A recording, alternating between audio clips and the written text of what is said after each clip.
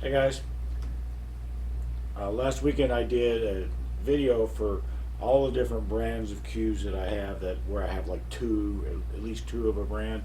Well, I'm down to the last of my cues here, and this is going to be singles. These are one brand. I only have one, and it, I've got more singles than I thought I did. So this isn't going to be the most exciting video, but it is going to be the longest, I think. So this one is an Earl Strickland Q-Tech. I bought this on one of my trips to Omaha when I didn't take a Q, and I just bought this when I was there. I did have Earl sign it for me once at Derby City Classics. That was kind of cool, and it's gotten a little bit rubbed off. I think my cousin did this. Clearly, you can shoot well with one of these Qs, because guess what? Earl shot pretty well with one of these Qs.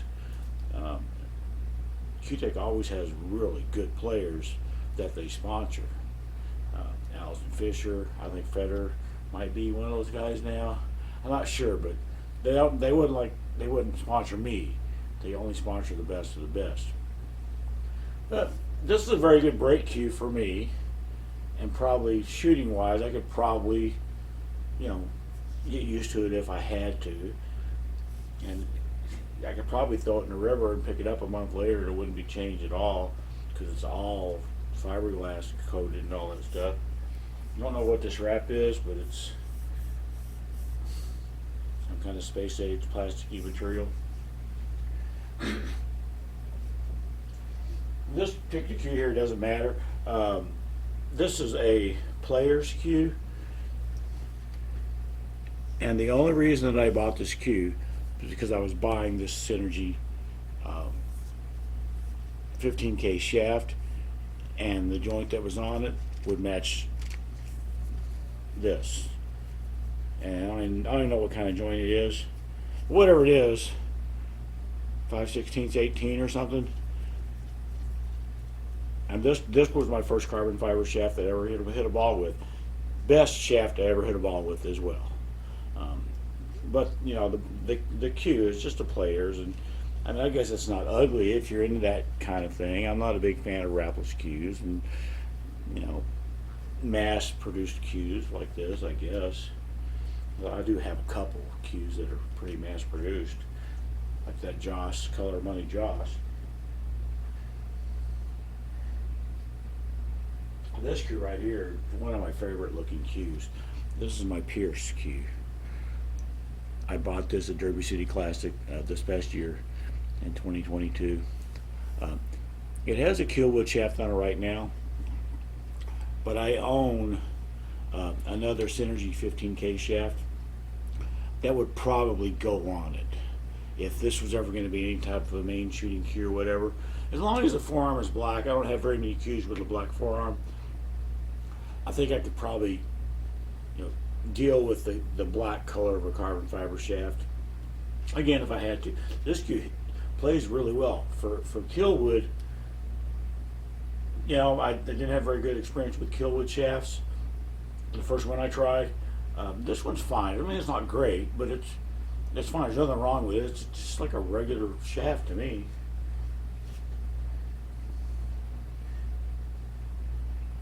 This guy right here, I picked up in the summer.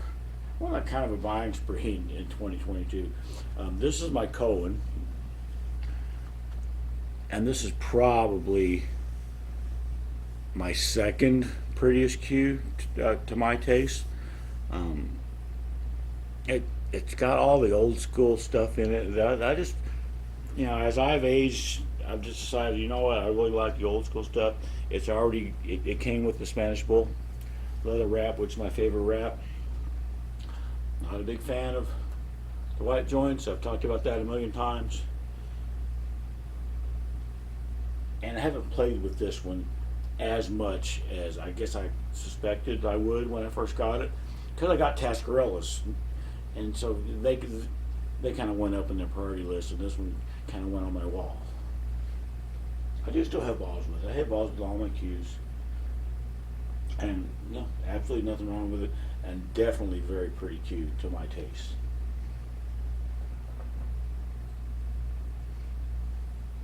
This guy right here was my main cue for a while. This is my Tim Scruggs. And I won this in 2020. Is that right? I don't know. Time flies, you know. I think it was 2020 when I won this. No, it was 2021, early 2021 when I won this cue in one of Tony Chohan's raffles. This was my first ever. Well, it still is my first and only Tim Scruggs. Really, really like it a lot. So it was my main cue. It's got some kind of a lizard skin wrap on it, and the wrap, it just feels fantastic. It's not necessarily the texture, although that's fine. It feels thicker than most of the other wraps that I have. It almost feels like it's rubbery or something. It's pretty good. One of the interesting things about this cue, whenever I got it, whatever year it was definitely on a Thursday. And that Saturday I went out and played against my regular sparring partner in bank pool and absolutely murdered him. I got used to this cue immediately. Usually banks is the hardest thing for me to get used to on a cue. But I got used to this cue immediately. It immediately became my main cue.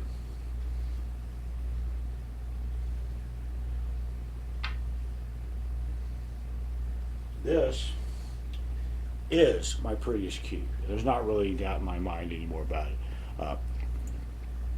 This is my Pete Ullman, and I bought this at Derby City Classic this past year. You know, I keep saying I don't like the white joints, and I guess I don't, but the rest of this cue is so damn pretty that I don't care. The thing that caught my eye and continues to catch my eye about this cue is you can see the subtle colors in the points on the veneers. Those colors are also in the rings here and here. And it's got the notch diamonds, the dots. I used to not like the dots on the cues. I thought they looked cheesy. But now they're like old school styling, and I do like it now. This cue hits. I play all right with this cue. It's weird. It feels longer than it is. And I think that's because, well, it's thinner than a lot of my cues. And so the taper is a little bit skinnier here than what I'm used to. I'm not entirely sure. It feels longer than it really is. It's a standard 58-inch cue.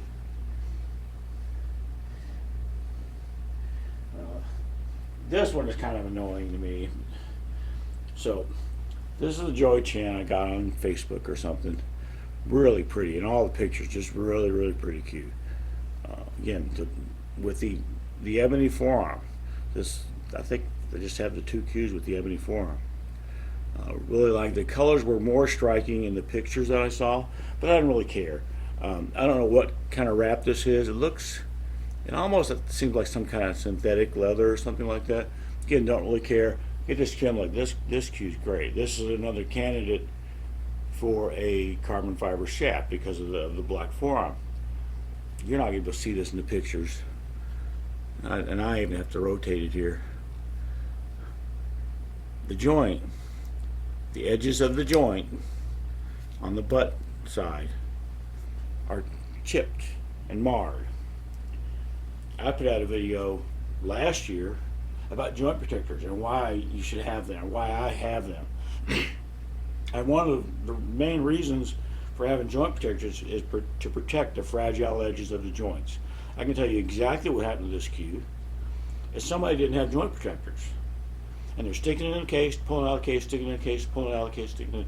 They're doing that, they're not protecting that fragile edge, and it's screwed up. So, because I don't like stuff that's screwed up, not when I spend a lot of money on it, I contacted Joey Chin. Hey, I got this issue. I took a picture. I want to get it fixed. The answer I basically got, he was a lot nicer about it than but the answer I basically got was, quit being a big baby, Dave, and just, deal with it. Okay, I'm like, hey, dude, I got money. I'll pay you to fix it. No, quit being a baby. So, got a local cue guy here that builds cues, and I asked him, contacted him, took pictures. Hey, got this. I want to get it fixed. I have money. Take my money and fix it. Quit being a big baby, Dave. Again, he was a lot nicer about it than that. After he just ghosted me is all he did. So, while I really like the way this cue looks, here, no, not so much. Here, yeah. Here, not so much. So, this cue would never go into public and be shot with by me because it's got a fucked up joint. That would be an easy fix for anybody that knows what they're doing, which I don't know what I'm doing. That's why I'm going to say, here, take my money and fix the cue. I don't know. I got the impression that if I took them 50 grit sandpaper and really screwed it up, then they'd fix it. But that's not worth their time. But I have money. Anyway. This cue's only on the table because I own it. This is a Rage. It's a brake jump cue. I didn't even know it was a jump cue for the longest time. I didn't even know that it came apart right there. The only reason I bought this is because it's 25.4 ounces. And I used to have a McDermott that was a 25 ounce McDermott brake cue. And I sold it to my cousin. He didn't want to sell it back.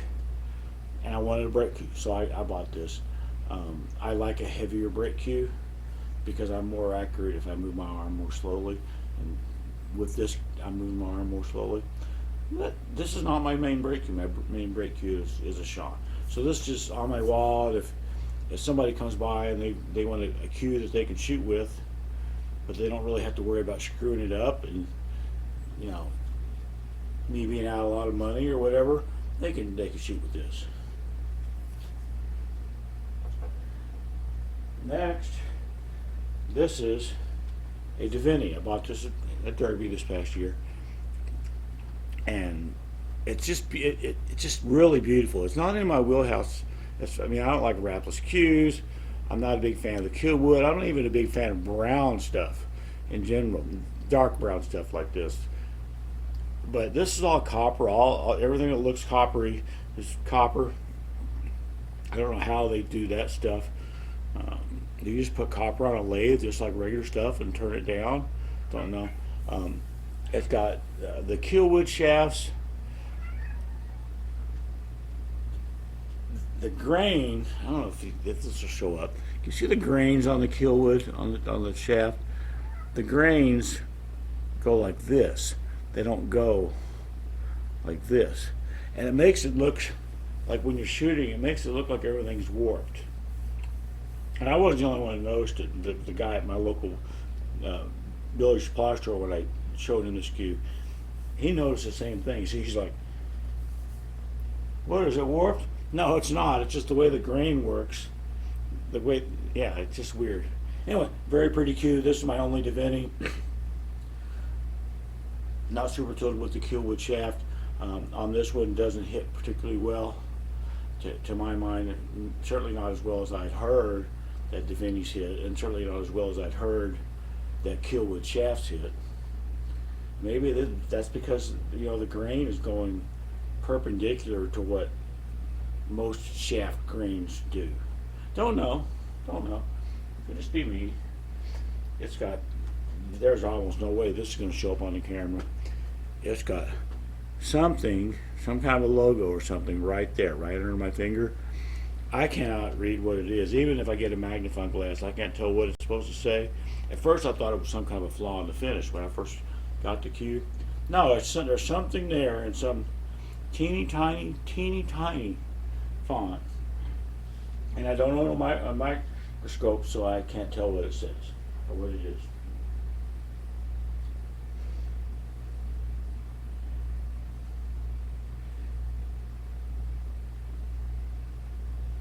So this guy, well, you might remember this. This was my main cue when I started, or right after I started this channel in earnest. This is my Southwest. I got this in summer of 2021. Immediately took it to New Orleans on vacation. I miss this cue. I miss having this cue to shoot with, and and all that. But I do still have it, and I can still shoot with it. I just don't, because I pledged to myself that I wasn't going to shoot with anything but my new main until after Derby City. After Derby City, I'm going to hit the balls with this guy. It's not going back to being my main. That's not the plan. But all these cues are going to get played with because they've all been neglected for the most part here recently. This cue right here, I've mentioned it in a couple other videos. Certainly I did a video about my best hitting cues, and this is absolutely one of them. This is an Adam Balabushka, and I think it would be really, really pretty and right in my wheelhouse as far as taste go, except this is brown, and these are brown. In the picture, guess what? Well, it was a catalog picture in this case. It's all black. Cue looks freaking great. The wrap looks freaking great. I get the cue and it's all brown. To me, that kind of means ugly. To me, this cue is ugly because of the brown. Or if it was black, it would be beautiful. The wrap is kind of messed up. It's almost like some type of synthetic material, and it came in really like gray. I've stuck it on the lathe a few times and done some black shoe polish and gotten it looking better, but it's still not great. This cue it's the only Adam cue I ever owned.